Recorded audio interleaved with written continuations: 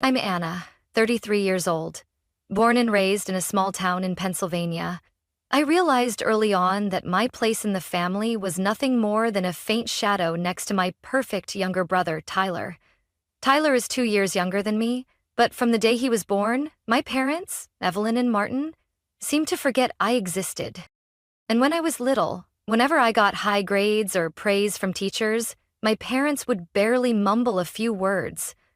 But if Tyler simply passed a test, the whole house felt like it threw a party. I lost count of the times I stood quietly in the corner, holding a certificate of achievement, while no one even looked up. The favoritism didn't stop at words. On birthdays, Tyler always had big parties and expensive gifts, while I received just because presents, discounted t-shirts or cheap notebooks. I still remember the time I got a pair of gray socks, while Tyler got a brand new mountain bike. When I turned away to wipe my tears, my mom casually said, "Girls don't need bikes." Growing up in that environment, I learned to shrink into myself. Not to ask, not to expect. Tyler, on the other hand, became arrogant, used to getting everything without effort. It got even worse after he married Stephanie. A woman, I swear, could turn anyone into the villain with just a few tears. Stephanie was pretty and had a special talent, playing the victim. She could turn the smallest incident into a disaster to gain sympathy. If anyone dared to push back, Stephanie would burst into tears, shifting all blame onto them. Of course, my parents, who always saw Tyler as a treasure, never bothered to see the truth. They treated Stephanie like their own daughter, defending her no matter what. Stephanie didn't bother to get a job, even though she had a college degree. Tyler had to work himself to exhaustion to support the entire family, while my mom happily babysat their 3 young kids every day. My parents' old 3-bedroom house was always loud and cramped, with kids and Stephanie's endless complaints about how hard her life was. And me? I chose a different path. After graduating from college, I moved out, worked hard, and climbed up to a management position at a furniture company. I avoided going home as much as possible because every time I did, I felt like a stranger. Last year, when the pandemic hit, my company had to downsize. I lost my job after a short email. Not long after, I also had to leave my rented apartment because I couldn't afford it anymore.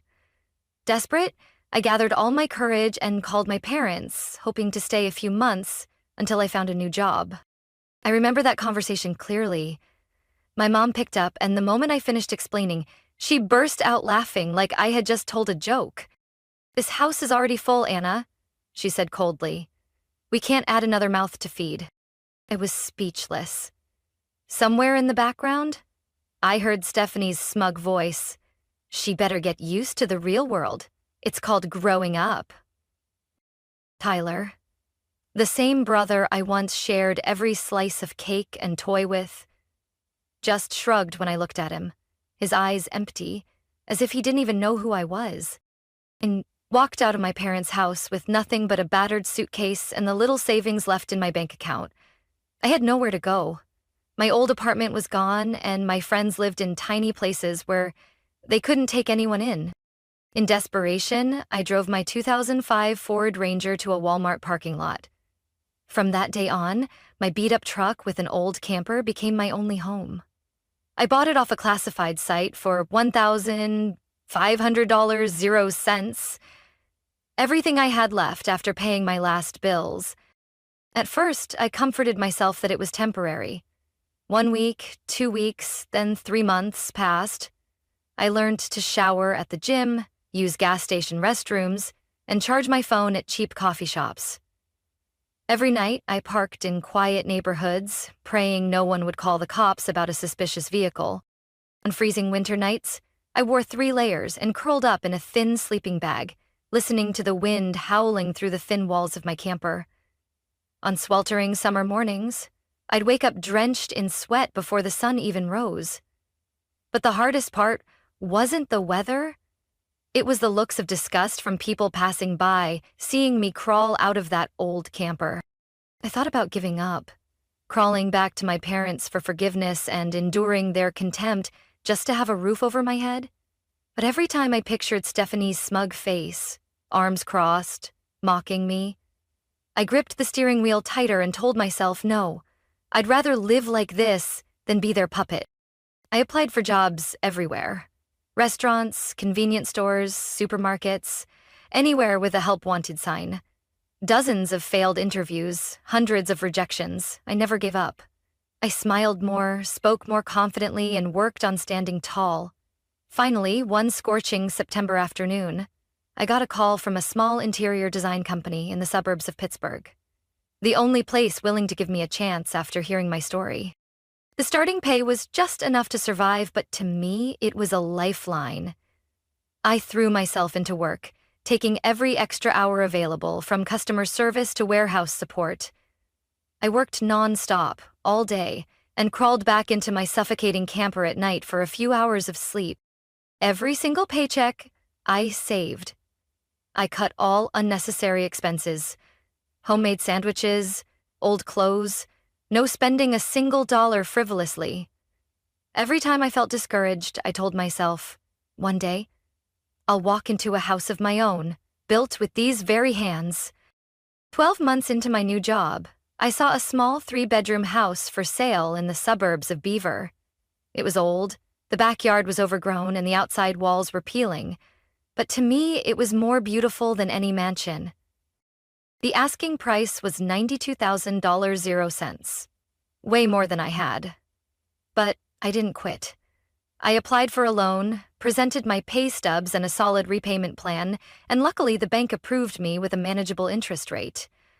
I poured all my savings into the down payment, and on a crisp fall afternoon, I finally held the keys to my very first home. When I moved in, it was just me, an old backpack, an air mattress, and a pride so overwhelming that I cried right there on the bare living room floor. I walked barefoot on the old wooden floors, touched every worn wall, whispering, I finally have a place of my own. Parked my old camper in the backyard as a reminder of where I started and how far I had come. Every time I looked out the window and saw the camper's lights twinkling, I smiled. I had survived my darkest days, and for the first time in my life, I knew I was on the right path. I hadn't even had time to fully enjoy my newfound peace when trouble came knocking again. One Saturday afternoon, as I was scrubbing the floors, the doorbell rang urgently.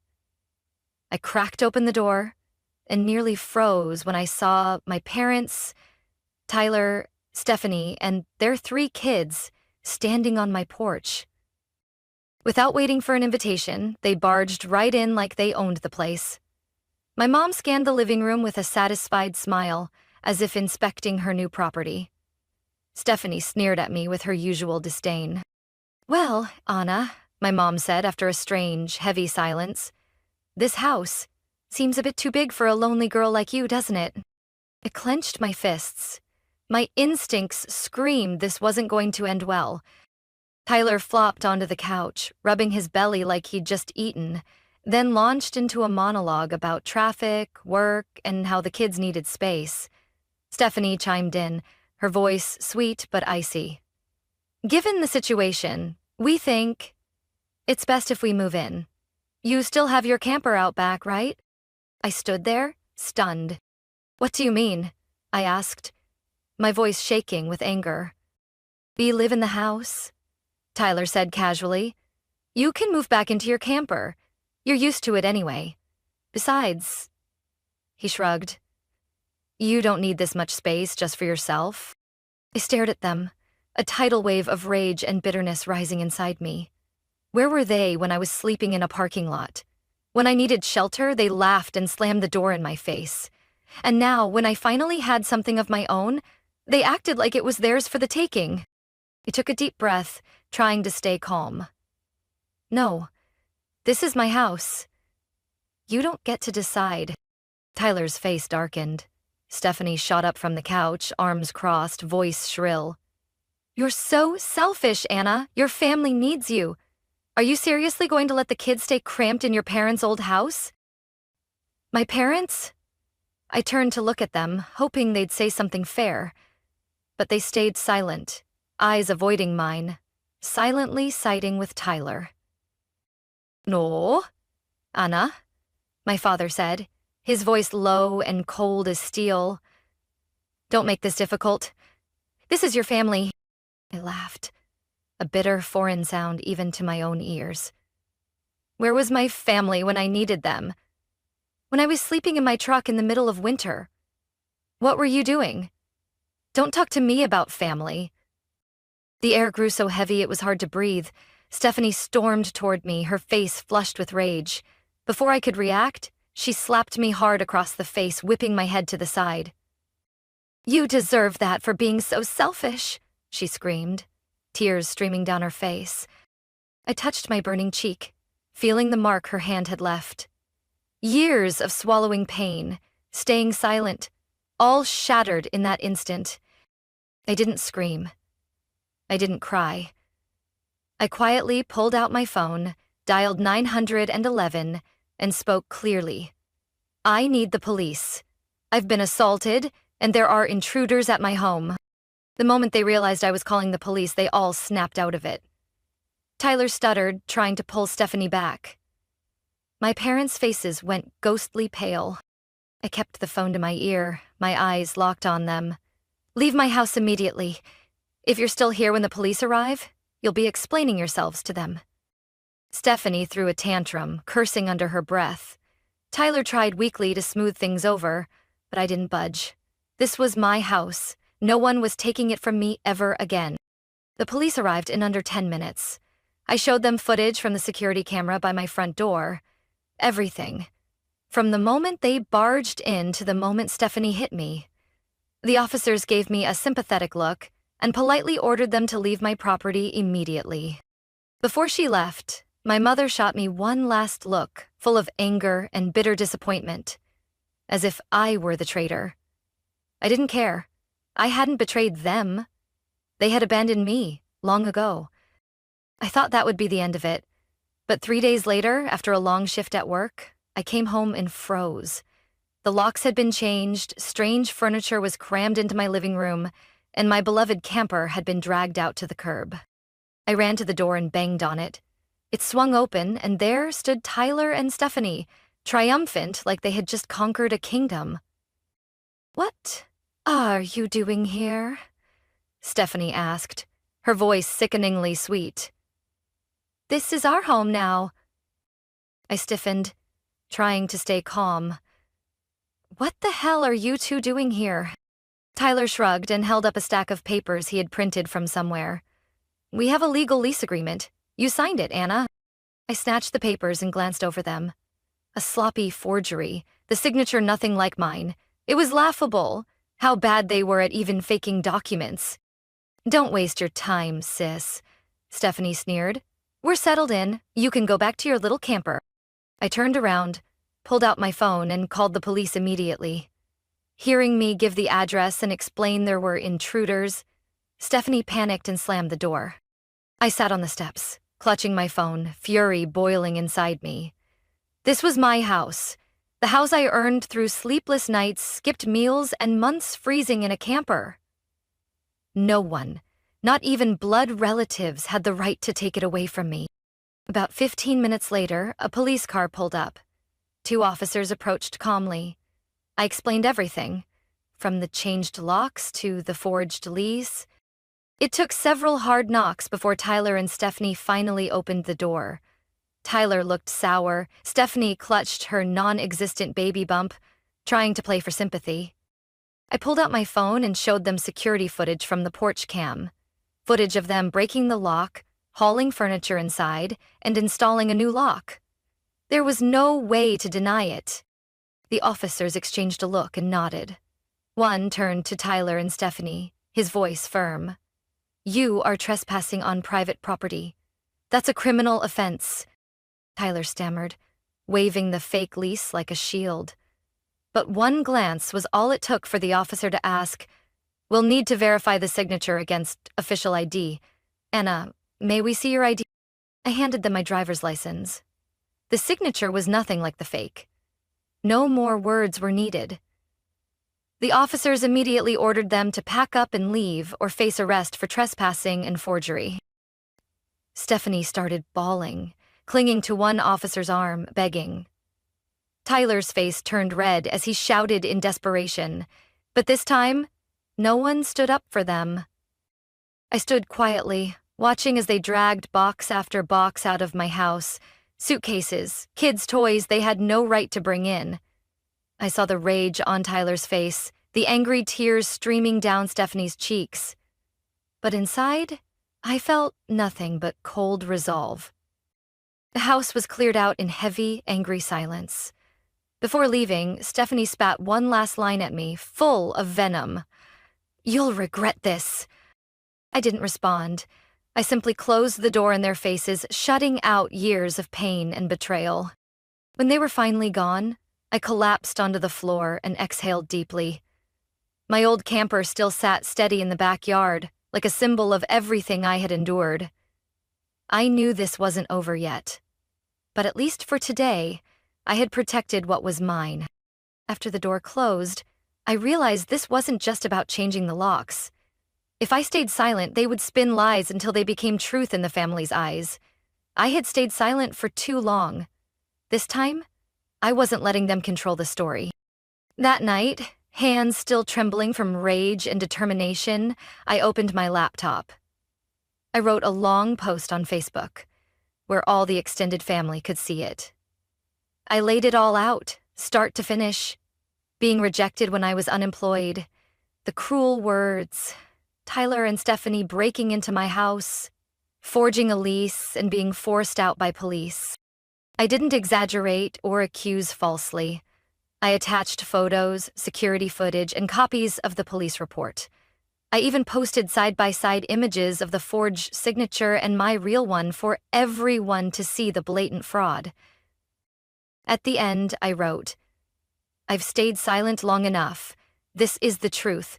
Believe it or not, but I will not let anyone trample over my life again." Within an hour, the post exploded. Comments and messages flooded in nonstop.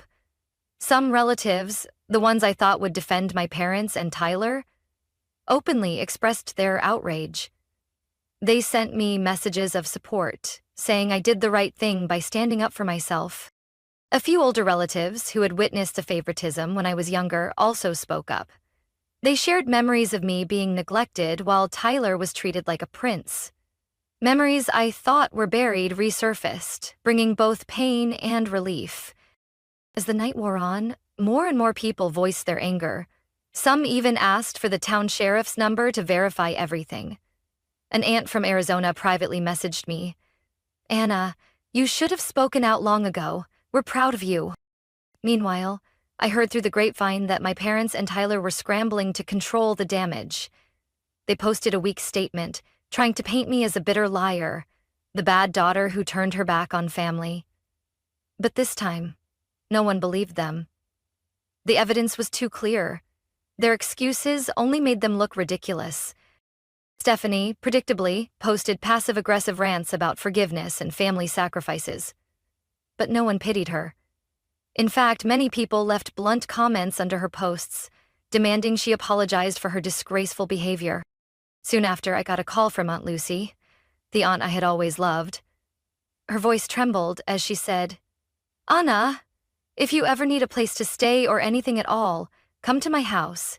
Don't let them make you think you're unworthy of love." For the first time in years, I felt something I thought I had lost: recognition and support from my extended family. The next morning, I woke up to hundreds of messages, congratulations, encouragement, and even a few small gifts.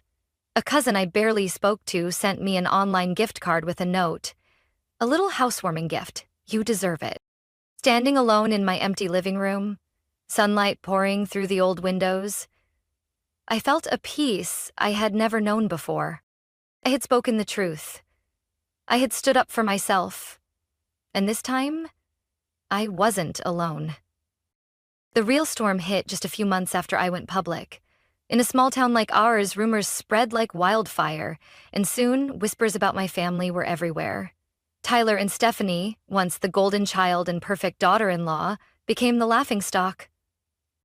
They were still crammed into my parents' tiny house, A house that now felt even smaller with 3 unruly kids, constant arguments, and simmering resentment. Tyler's usual arrogance disappeared. Stephanie, who once walked around like the world owed her, now kept her head down in public. Their finances took a nosedive. Tyler worked nonstop, but his paycheck barely fed all those mouths. Stephanie still refused to work, claiming she had to take care of the kids. But that wasn't the worst blow. One spring morning, the final bombshell dropped. Stephanie's affair was exposed. Rumors spread that she had been seeing a bartender just a few blocks from home. At first, Tyler didn't believe it. Despite everything, I knew he had once loved her, foolishly. But that changed when Tyler secretly ran a DNA test on their youngest child. The results were undeniable. The child wasn't his. The news was like a final blow to whatever pride Tyler had left. The day he received the results, he didn't say a word. He just stood, frozen in our parents' front yard, crumpled paper in hand, his face blank as if his whole world had collapsed. Stephanie, as always, tried to spin the situation. She cried, begged, swore it was just one mistake, that she still loved Tyler, that this family was everything to her.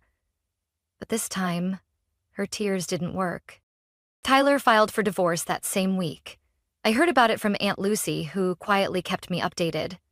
According to her, Tyler hired a good lawyer and presented all the evidence. The DNA results and messages between Stephanie and her lover.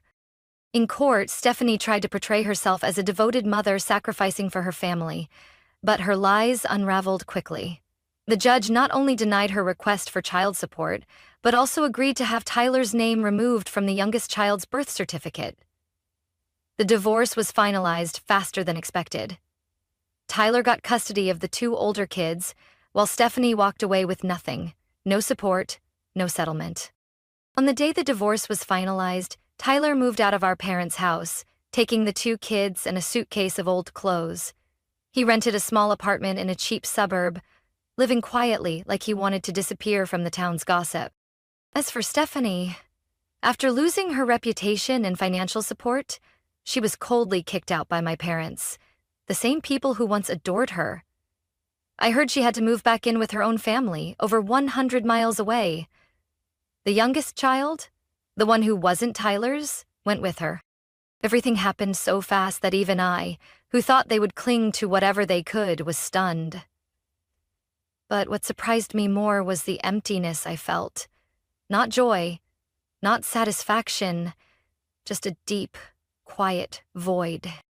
Maybe because deep down, I had once hoped for a different ending, a change, an awakening, a sincere apology. But life isn't a fairy tale, and the price for years of lies and selfishness came due in the harshest way. I thought that after all this, only a cold, unfixable distance would remain between me and my family. But sometimes life takes strange turns, even with people you believe will never change. One morning in June, while I was watering my garden, an old car pulled up in front of my house. Tyler got out first, walking slowly like the weight of the world was on his shoulders. My parents followed, no longer carrying the pride they once wore so easily. They looked older, every wrinkle carved deep into their faces that used to beam with smugness. Tyler approached, holding a small gift box, unable to meet my eyes. I stood there with my arms crossed, strangely calm. "Anna," Tyler started, hesitantly. I don't even know where to begin, but I owe you an apology." I stayed silent, waiting. "I treated you terribly. When you needed family the most, I turned my back. I thought because you were always strong, you didn't need anyone. I was wrong." I looked at Tyler, not the arrogant brother I once knew, but a man humbled by bitter mistakes. My mother stepped forward, her hands trembling as she reached for mine. "Anna, I'm sorry," she said, tears filling her eyes. "I was blind, favoring Tyler all those years. I know I can't undo what I did, but I hope you'll give me a chance to make it right." My father, A man I had never once heard apologize finally spoke, his voice raspy. "I was wrong, Anna. I admit it. If there's any chance, I want to start over." I stood there, numb. Part of me wanted to lash out, to throw every buried resentment at them, but another part, a much quieter part, just felt tired. I had survived it all. I didn't need revenge. I needed peace. Tyler held out the gift box. We've started going to church the past few months. I've learned that forgiveness sometimes isn't for others. It's for yourself.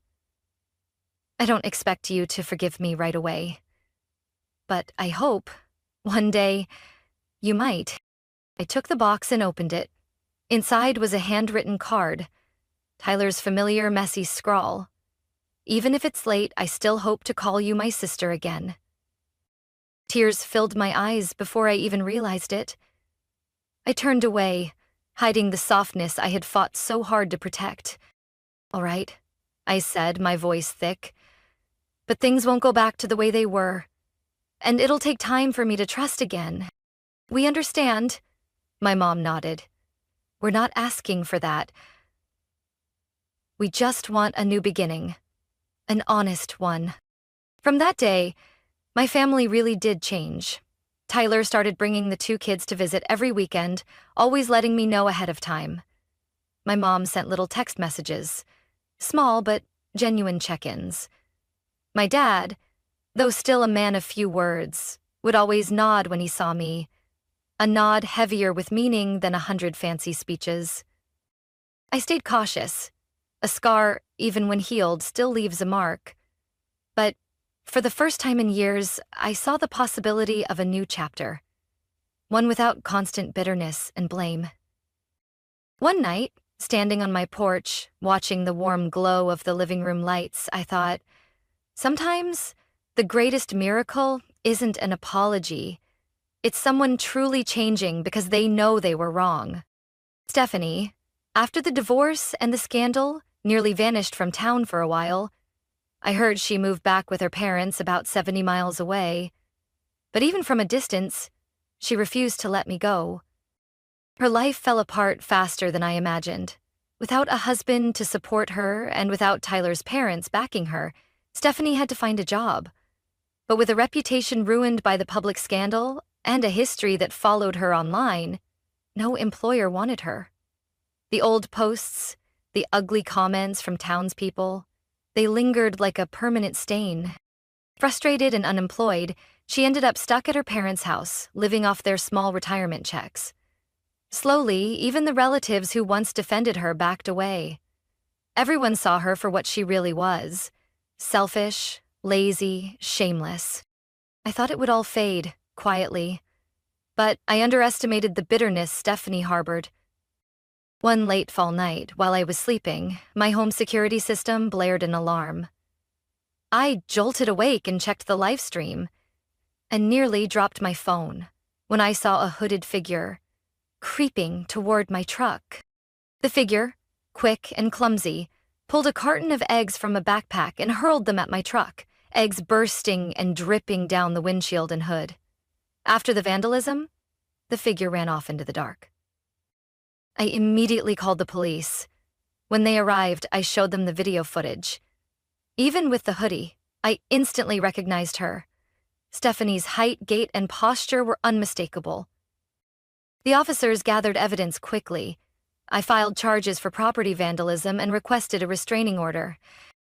The case moved faster than I expected. With undeniable video evidence and a documented history of conflict, the judge wasted no time. Stephanie was fined for vandalizing private property and ordered to pay for the cleaning and repairs. More importantly, the court granted a 3-year restraining order. Stephanie couldn't come within 300 feet of me or contact me in any way. In person, by phone, mail, or online. The day the order was issued, Stephanie stood in court, her face twisted with rage and humiliation. I, dressed neatly in my business suit, stared at her like she was a stranger behind a pane of glass, distant, emotionless. News of the incident spread quickly. The town buzzed with gossip about the disgraceful egg attack, and Stephanie's already shattered image crumbled even further. She had tried so hard to portray herself as a devoted mother, a victim of family power games. Now, all anyone saw was a bitter, defeated woman who destroyed herself. I knew Stephanie would probably always blame me, but I didn't care. I did what I had to do to protect myself and the home I fought so hard to build. One weekend afternoon, sipping coffee on my porch, feeling the crisp fall breeze, I looked out at my truck parked peacefully under the golden sun. No more fear of sabotage, no more tiptoeing around threats. Since Stephanie's restraining order, my life became truly peaceful. No more midnight doorbell rings, no more vandalism. I could simply enjoy quiet mornings on my porch, sunlight filtering through the leaves, with a peace I had never known before. Realizing my 3-bedroom house was too big for just me, I decided to rent out the 2 spare rooms. Not long after, I found 2 ideal tenants. Megan, a young night shift nurse at a nearby hospital, and Chris, a construction engineer who traveled often. Both were respectful, independent, and valued privacy. The rental income covered most of my mortgage. For the first time in my life, I felt financially stable. I still worked regularly, but without the crushing pressure. My savings steadily grew, and with every dollar added, my sense of freedom deepened. On weekends, my cozy house often filled with the laughter of children. Tyler, trying hard to rebuild the bond, brought his 2 older kids over. They needed space to play, to feel family again. The kids warmed up to me quickly. 8-year-old Emma loved drawing in the living room, while 10-year-old Max was obsessed with the old game console I found at a flea market. I planted sunflowers taller than the kids in the backyard, and they dubbed it their secret forest. One afternoon, as I was fixing the old backyard swing, Max looked up at me and asked innocently, "So, Anna, why do you live alone? Aren't you lonely?" I laughed, wiping sweat from my forehead. "Not at all. Living alone has its own joys. I can do whatever I want, whenever I want." Emma hugged my arm and whispered, "I love coming to your house. It's way more fun than Grandma's." Their innocent words warmed my heart. This house wasn't just a shelter. It was a place where I rebuilt my life, where I chose how to live, no longer under anyone's shadow. Tyler often invited me to his small family dinners, just him and the kids. Sometimes I went, keeping a healthy distance. Our relationship was healing, but the old scars remained. I no longer resented him, but I also couldn't pretend the hurt had never existed. My parents changed too. They no longer showed up unannounced or made demands.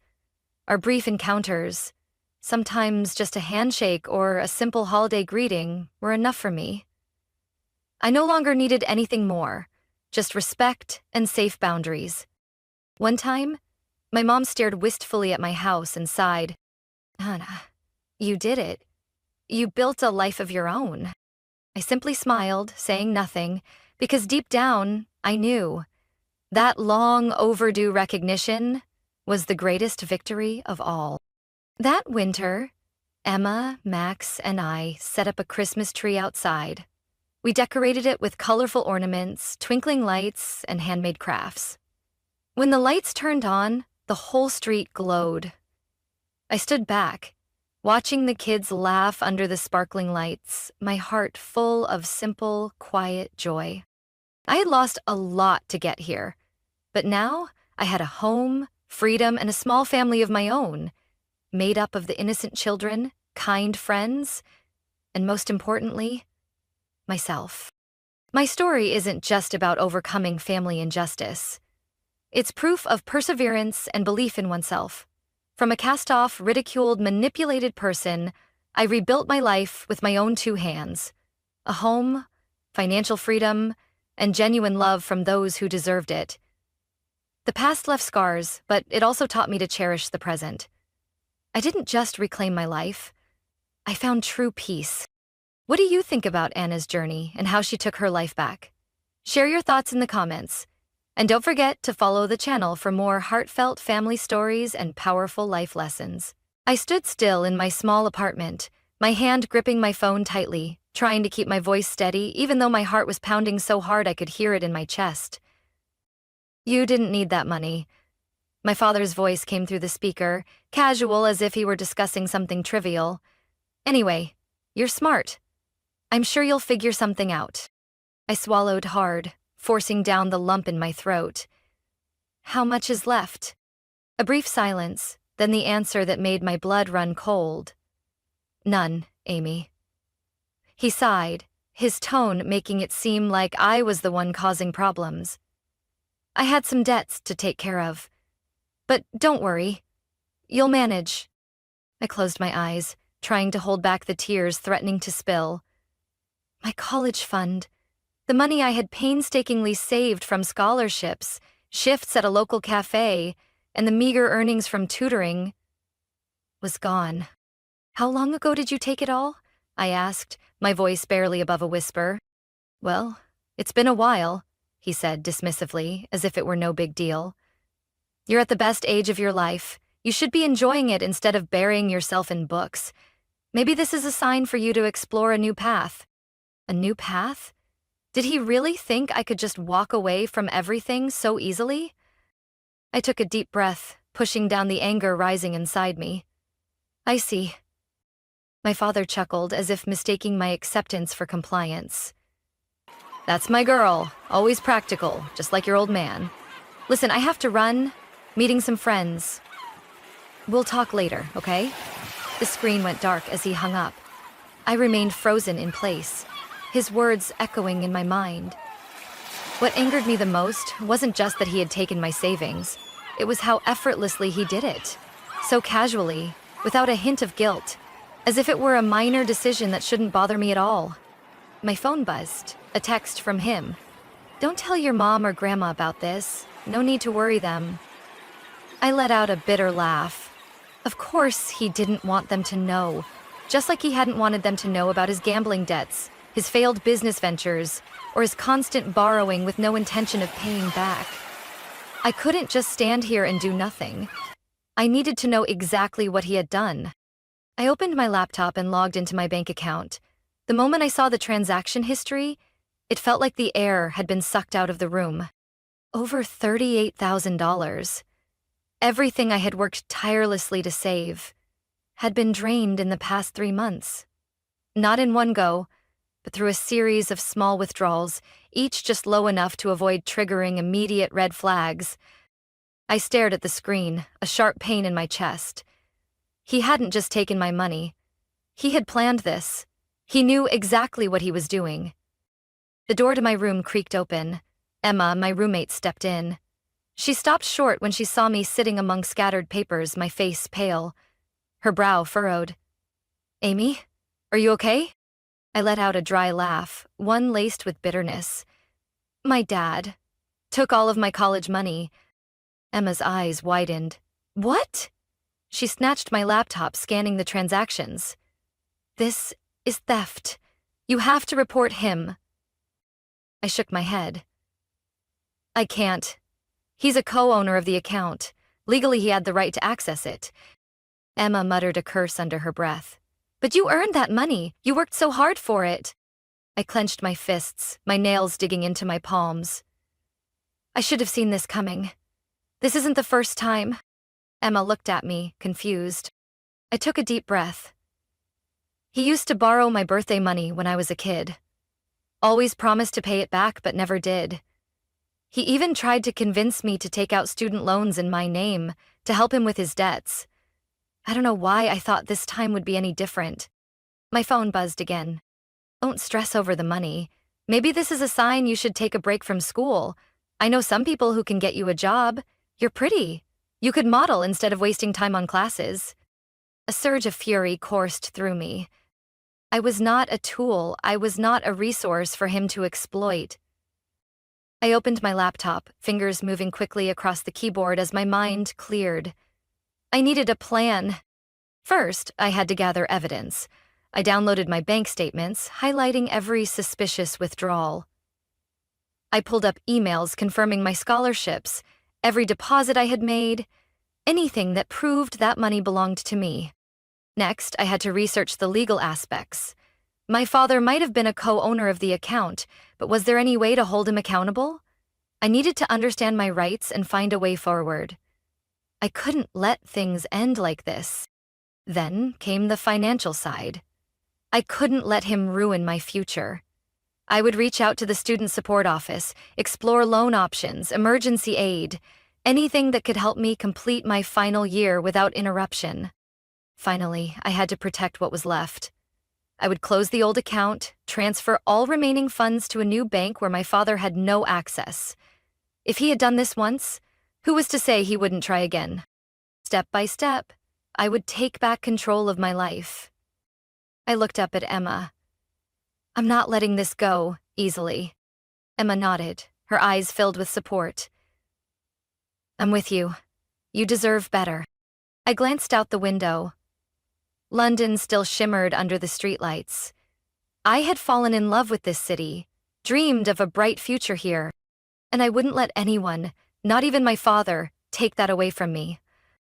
I never thought I would be the one to expose such a painful truth about my family, but if I wanted to protect my future, I had no other choice.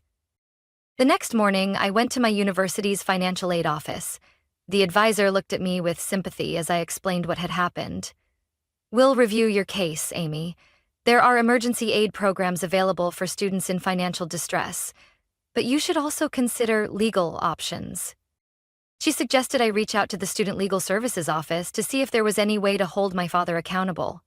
I left the meeting with a list of steps to take, but most importantly, I no longer felt alone in this. Then I called my grandmother. I knew she was the one person my father couldn't manipulate. When I told her everything, she was silent for a few seconds. Then her voice dropped, filled with anger. "You did the right thing telling me. We won't let this go." 3 days later, she organized a family meeting, without my father. In her living room, my mother sat quietly on the couch, her face pale as she read the messages my father had sent me. My Aunt Lauren, my mother's sister and a lawyer, studied the printed bank statements with a serious expression. My mother looked up, her eyes filled with disbelief. "He lied to me?" Her voice trembled. "He told me you chose to drop out, that you were feeling lost and wanted to come home to figure things out." She shook her head, clenching her hands as if trying to steady herself. "I can't believe this." I let out a bitter laugh. "You always believed him, didn't you? No matter how many times he betrayed you." My grandmother exhaled sharply, her gaze sharper than ever. "No one in this family will ever believe him again." She turned to Aunt Lauren. "What can we do?" Aunt Lauren clasped her hands together, deep in thought.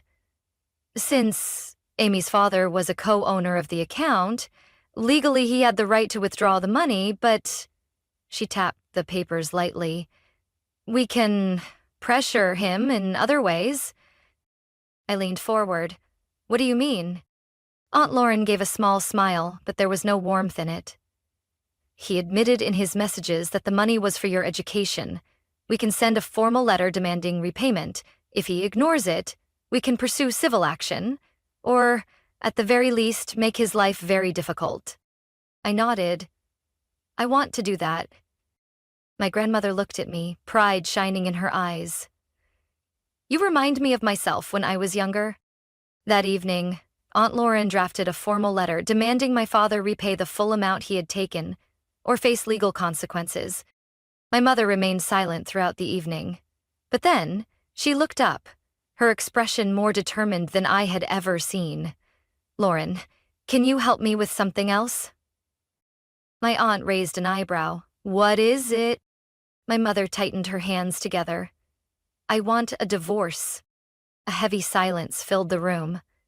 I turned to my grandmother and saw her nod slightly. "You finally see him for who he really is." 2 days later, the letter from the lawyer reached my father. I knew this because less than an hour after he received it, I got a flood of frantic messages. "What are you doing? Family doesn't sue each other. You're ruining my reputation." I had a reply. An hour later, he called. I stared at the flashing screen, then silenced it, letting it go to voicemail. Less than a minute later, he called again. Finally, I picked up. "Hello, Dad? What are you thinking, Amy?" His voice was filled with anger. "You're turning your back on your own family over a few $1,000s?" I let out a small laugh. A few $1,000s? That was my future. "I'll pay it back when I can," he said quickly. I frowned. "When?" He hesitated. "I can't promise an exact date, but..." "Then that's not good enough," I cut in. "I need a clear answer, or we'll let the courts decide." He sighed, his tone shifting to something softer. "You know I was only trying to do what's best for the family, right? You wouldn't actually sue your own father, would you?" I took a deep breath, then smiled coldly. "You're right. I won't sue you." I paused. "Aunt Lauren will do it for me." A long silence stretched between us. I could imagine his face at that moment, confused, angry, then panicked. Finally, he muttered, "You can't do this to your father." I sighed. "You did this to yourself." Then, I hung up. 3 days later, my grandmother called me. "Your father just came by." I sat up straight. "What did he say?" She chuckled lightly, but I could hear the sharpness in her tone. "He tried to convince me to talk you out of this. Said you were tearing the family apart." I shook my head. "And what did you tell him?" "I told him that you weren't the one who tore this family apart. He did that a long time ago." I leaned back into my chair, feeling a weight lift off my chest. "Thank you, Grandma." She was silent for a moment before saying, "Amy, there's something I haven't told you." I frowned. "What is it?" "Your mother went through a lot with your father. He didn't just take money from her. He controlled her in ways you can't imagine. Every time she tried to leave, he found a way to pull her back in with lies and empty promises. I warned her many times, but she still believed him." A surge of anger burned inside me. I had thought I was the only victim, but my mother had endured this for years. I believe this time, she will finally break free. And I knew that this time, I wouldn't let my father have another chance. I hadn't expected my father to change, but I also hadn't expected him to react this way. When the repayment demand letter reached him, instead of owning up to his actions or trying to make amends, my father launched his usual manipulation campaign. He called every family member, spinning an entirely different version of the story. "Ami is trying to destroy my reputation," he told Uncle James, my grandmother's brother. "She's been influenced by the wrong people. If it weren't for outsiders, she would never do this to her own family. I know Amy lost some money, but she's young. She has her whole future ahead of her. I don't," he lamented to Aunt Patricia, my mother's sister. "Does she really want her own father to be left with nothing?" He even called my grandmother, attempting to appeal to her sympathy. "Mom, I know I made mistakes, but this is a family matter. It shouldn't go to court. Can't you talk to Amy and make her drop this?" But this time, no one believed him. My grandmother responded in a calm yet firm voice. "No, Gregory, you can't fool me anymore, or your wife, or your daughter. Amy is doing the right thing, and I will always stand by her." His calls became his own downfall. Instead of turning the family against me, they only reminded everyone of what he had done in the past. One by one, people started sharing the stories they had once kept silent. Uncle James recalled the money my father had borrowed for a business investment, only to disappear without a trace. Aunt Patricia mentioned the funds he had taken from her children's education savings, promising to repay within 6 months, but never doing so. Even distant relatives began piecing together the pattern. How? My father would borrow money and then dodge any conversation about repayment. What I had gone through was only a small part of a cycle that had lasted for decades. While my father continued to isolate himself, I kept moving forward. After reviewing my case, my university agreed to grant me a special financial aid package so I could complete my final year. My advisor, Miss Matthews, even helped me find additional scholarship opportunities to make up for part of the lost funds. Additionally, my grandmother helped me secure a part-time job at a local library, a job that not only provided income, but also gave me a quiet space to focus on my studies. I once thought losing that money meant my future had collapsed, but in reality, it only made me more determined than ever. I would not let my father dictate my fate. While I was rebuilding my life, my father was losing everything. During the divorce proceedings, my mother finally found the courage to reveal the truth. She provided the lawyer with evidence of how my father had controlled her finances, the debts he had hidden while borrowing money under the guise of supporting the family, and even instances where he secretly used shared assets as collateral for personal loans. When this evidence was presented in court, the carefully maintained image of a trustworthy man that my father had upheld for years completely crumbled. He was forced to give up a larger share of assets than he had anticipated, and more importantly, he was ordered to repay the money he had taken from my college fund in installments. At first, he tried to evade this responsibility. He sent me messages filled with blame. "You're destroying me. Do you even know how much I've sacrificed for you?" I didn't reply. Then he tried another approach. "Family comes first, Amy. Do you really want to see your father backed into a corner?" I still didn't respond. Finally, he resorted to pleading. "Just this once, Amy. Give me a little more time. I'll pay you back, but don't push me too hard." I simply forwarded the message to Aunt Lauren, because by then I understood the truth. My father wasn't truly remorseful. He didn't think he had done anything wrong. He only regretted that, for the first time, someone was holding him accountable. The day he was due to make his first repayment, I received another message from him. "I won't let this end like this." I didn't care. I only looked at my bank notification, the first deposit he was legally required to make. That money couldn't undo the damage he had caused, but it was proof of something far more important. For the first time in my life, my father no longer had control over me. 3 years later, I stood on the stage at my graduation ceremony, wearing my navy blue gown, looking down at the audience where my grandmother and mother sat, clapping proudly. I had made it. Despite my father draining my college fund, despite the struggles of juggling part-time jobs and financial burdens, I had graduated on time, with honors. After the ceremony, as friends and family gathered to take photos, I checked my phone. A message from an unlisted number. But I didn't need to guess who it was. "Congratulations, my girl. I always knew you would succeed. Do you have time to call your dad?" I stared at the message for a moment, then locked my screen. My father hadn't changed. I knew he wasn't congratulating me out of pride for my achievements. He was just looking for another way back into my life, to see what he could gain from me this time. I didn't reply. 2 months later, I moved to London and started my first job as a financial analyst at a prestigious consulting firm. My apartment was small but cozy, with a large window overlooking the bustling streets. I had achieved this on my own. Not thanks to my father, not because of him, and certainly with no help from him. But it seemed he still couldn't accept that. One morning, as I was getting ready for work, Emma sent me a link. "Have you seen this?" I opened it. A public social media post from my father, accompanied by an old picture of the two of us when I was a child. I've always believed in my daughter. I did everything to help her succeed. A proud father. I set my phone down on the table, an uneasy feeling rising in my chest. He was trying to rewrite the story, trying to make people believe he was a devoted father, that my success was because of him.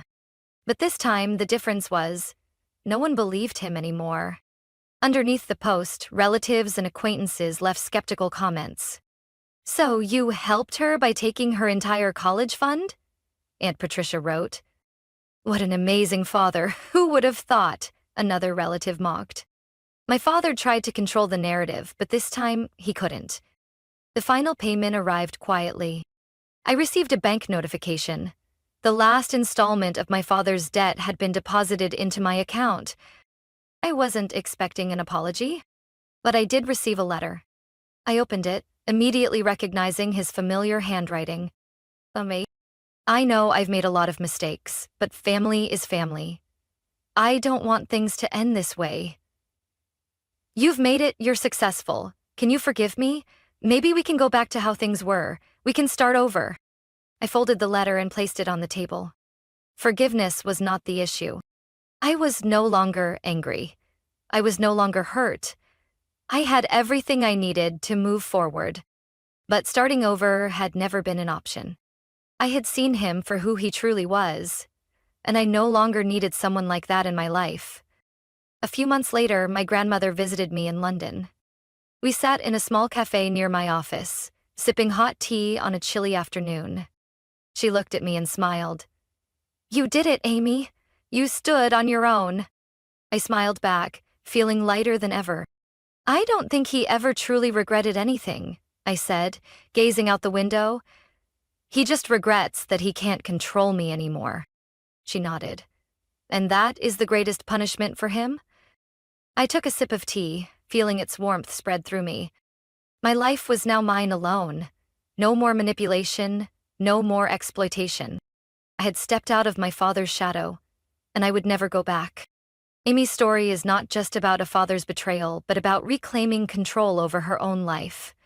Sometimes, the very people who should protect us become our biggest obstacles. But instead of breaking, Amy used that betrayal as fuel to rise above it. Her success wasn't just financial independence, it was escaping the cycle of manipulation and reclaiming her voice. In life, sometimes the best thing we can do is move forward without looking back. What do you think about Amy's story? Have you ever faced a similar situation in your life? Share your thoughts in the comments. Don't forget to follow the channel for more powerful stories about life, family, and the lessons that shape us. I stood in front of the large glass doors of the upscale restaurant where my father, Richard, was celebrating his 60th birthday. The warm, golden light spilled from inside, reflecting on the glass, creating a blurred image of myself. A 31-year-old woman in an elegant dress, yet feeling like she didn't belong here. I had hesitated for a long time before coming. If it weren't for my aunt, the only person in the family who truly cared about me, I would never have stepped foot into this party. She had called me last week, gently urging, "Lana, he's still your father. At least stop by and say hello, and if it doesn't feel right, you can leave." So here I was, knowing full well that in this party, I was nothing more than an outsider. I took a deep breath and pushed the door open. Soft music from a live band in the corner played through the air, blending with the lively chatter of hundreds of guests. Just as I expected, my father had thrown a grand party, not just to celebrate his birthday, but to reinforce his status in the business world. I walked toward the check-in table, where a neat row of name tags had been carefully arranged.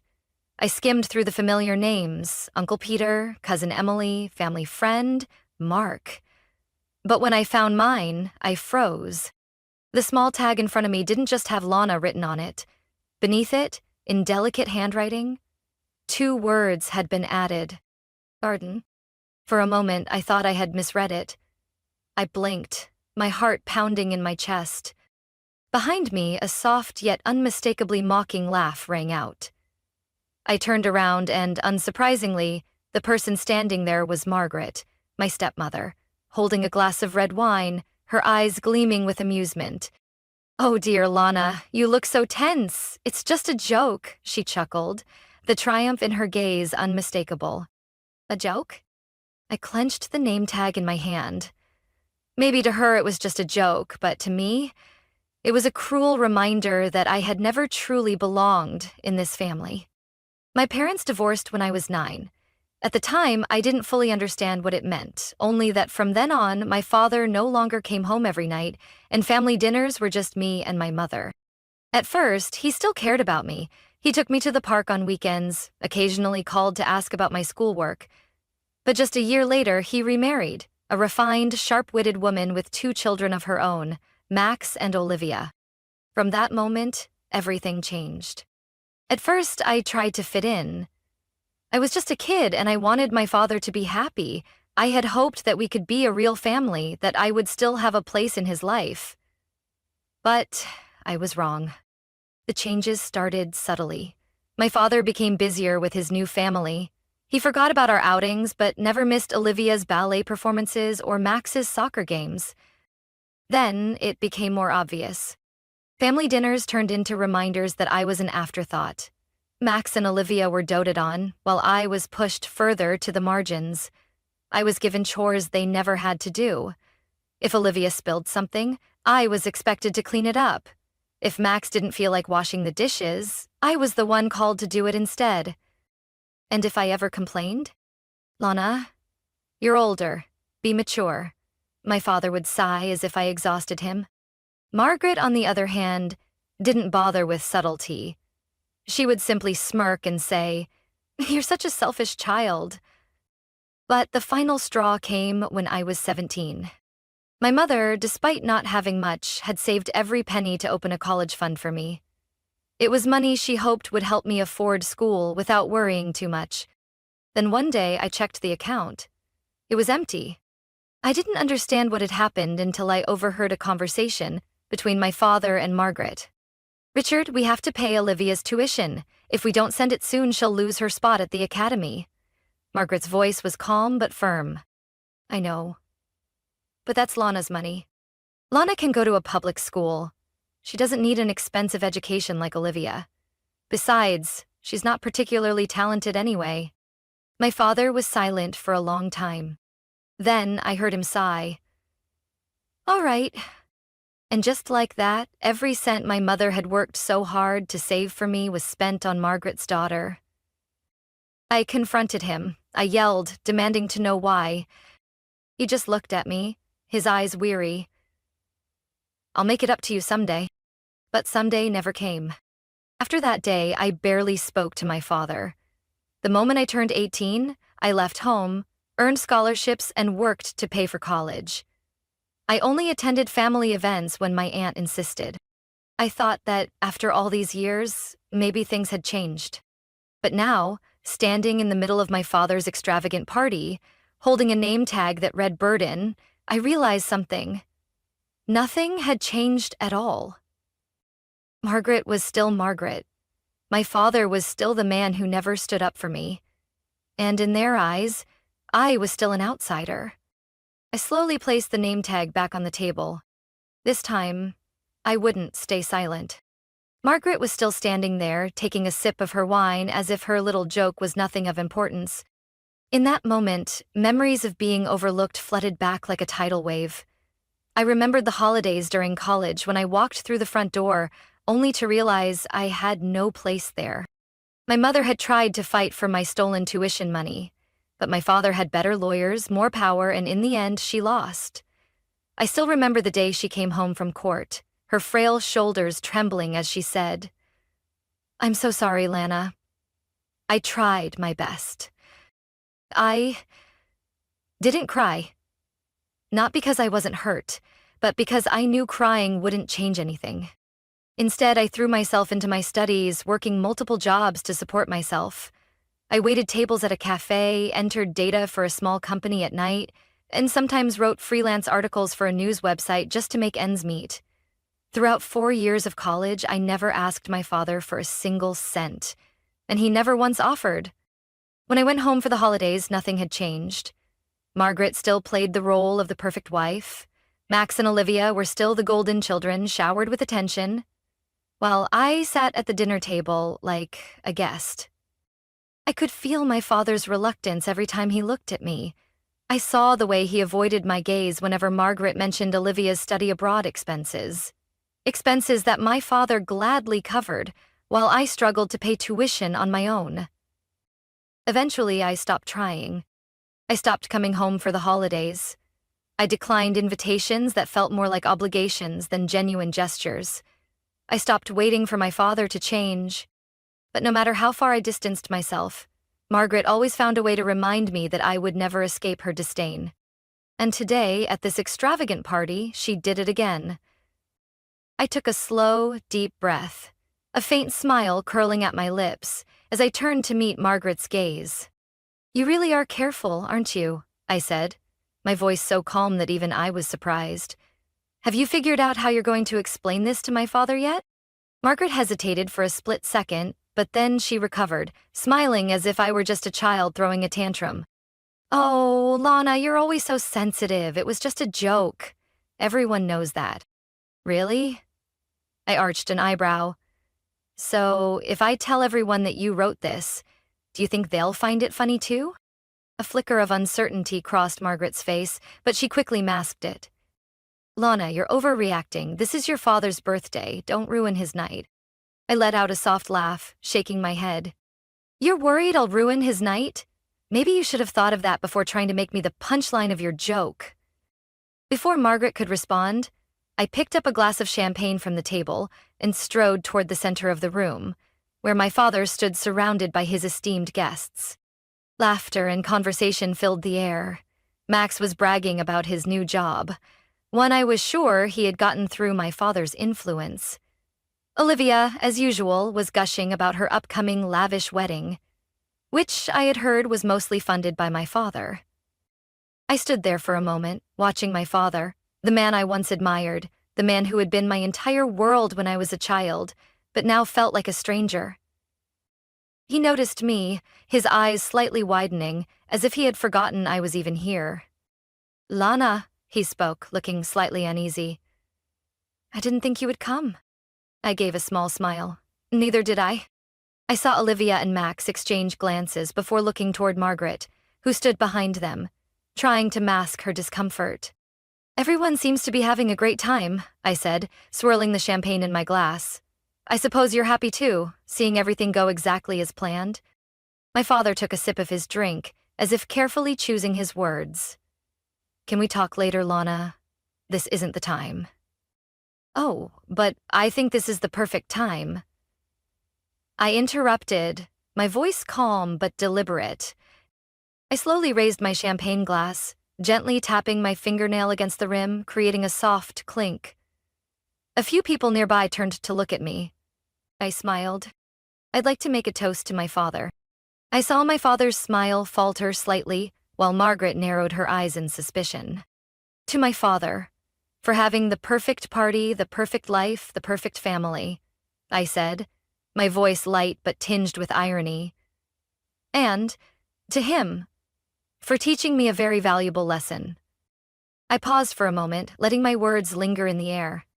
"I think you've had a bit too much to drink," Margaret interjected, her smile still fixed in place, but I caught the sharp glint of caution in her eyes.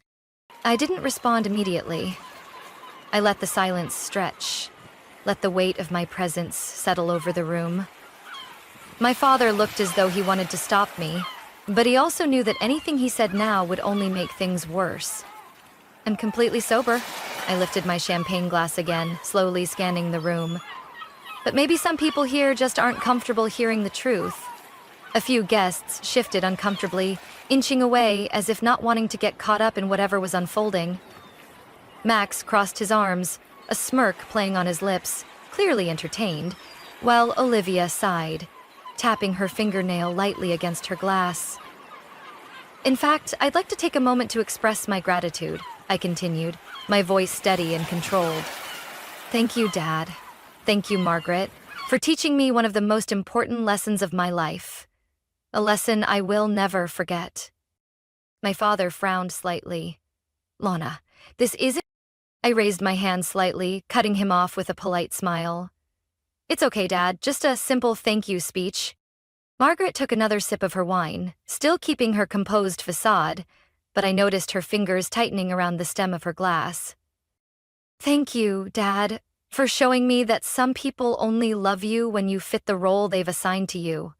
When you're obedient, silent, willing to stand in the background and not disturb their perfect little world." I turned to look directly at Margaret. "And thank you for always reminding me that, in this family, I was never truly meant to belong." A few murmurs rippled through the crowd.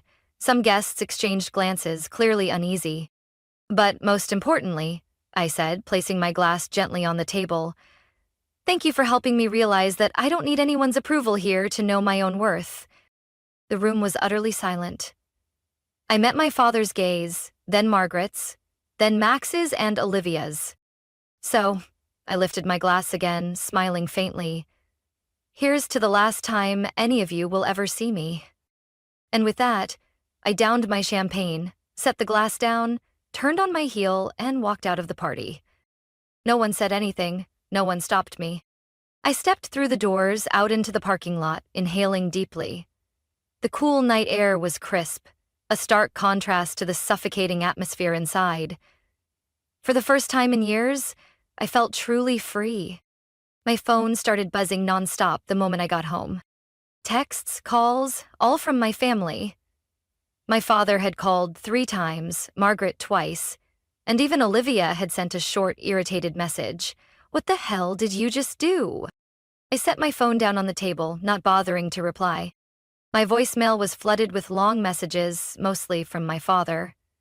"Lana, you can't just do this. This is your family. We need to stick together. We have to be there for each other." I stared at the screen, unwilling to listen any further. We weren't a family. A real family wouldn't treat me like an outsider in my own home. Only one message made me pause. "Are you okay, Lena?" It was from my aunt, the only person in my family who had ever been on my side. I picked up my phone, hesitated for a moment, then typed back, "I'm better than ever." In the weeks that followed, I didn't attend any family events.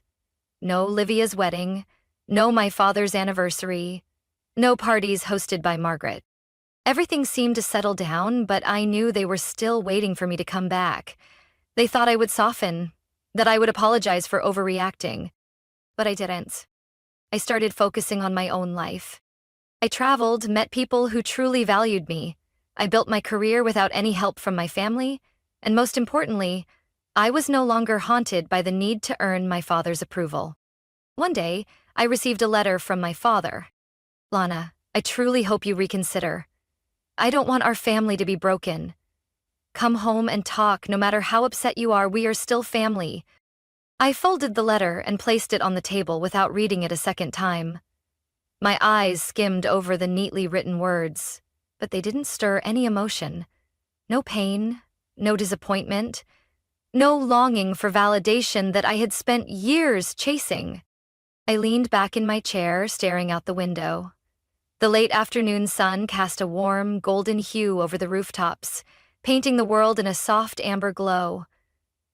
I took a deep breath, embracing the stillness of my apartment.